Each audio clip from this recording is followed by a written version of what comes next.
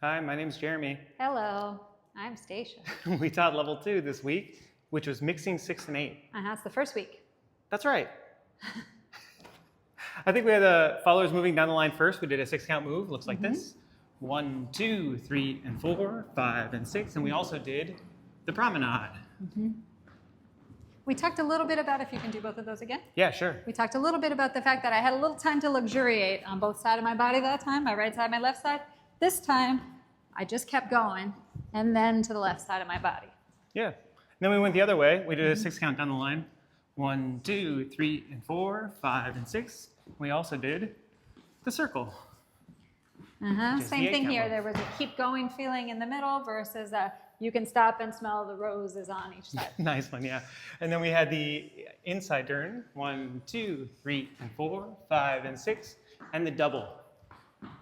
5, 6, 7, 8. Follows for that one. We were really thinking about committing to one side of our body.